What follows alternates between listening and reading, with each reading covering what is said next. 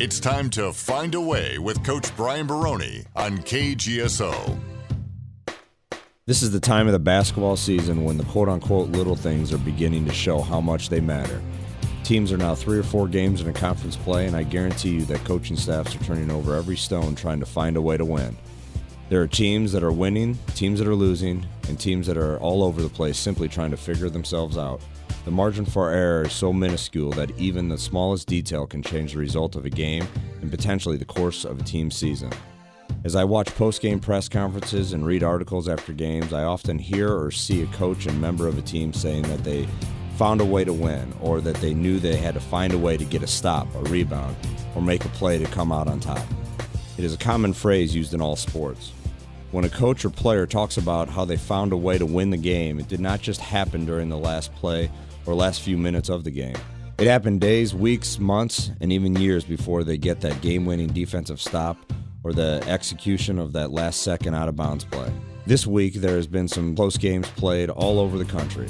In the Big 12 alone, Kansas executed a full-court play to beat Kansas State. Texas Tech beat West Virginia on a last-second driving kick three-pointer, and Baylor beat Iowa State by getting a defensive stop, then scoring on a tough floater from their point guard, then getting another defensive stop to avoid upset.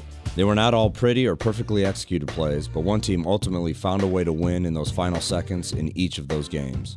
There are plenty of situations in every game that can affect the final result. I've been in hundreds of huddles in my career in which quick decisions must be made. That is why preparation is so important. Some interesting situations coaches need to prepare for prior to entering a game may be to ask themselves, who's their best baseball pass inbounder if they need to go length of court in a short clock situation? Not all basketball players can throw a full court pass well. Often teams seem to only have a few players that can throw an accurate full court pass. Another question may be to ask, does their team want to take a timeout on the left side or the right side of the court? Not all sideline plays are effective on both sides of the court. For example, a team's best shooter may be better at pivoting off their right foot, so you may want to begin the play on the left side of the court when entering the ball from a sideline out of bounds play. What about if the game is tied and their team gets a defensive stop and a rebound? Do they want to call a timeout to set up a play, or is their team better at attacking without stoppage of game action? Next time you see a game come down to the final 2 plays, make an effort to look at the subtle yet important decisions that were made in those final minutes.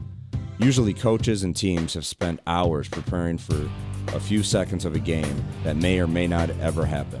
However, when those moments do happen, one team will be saying how they made plays, came together, and ultimately found a way to win the game.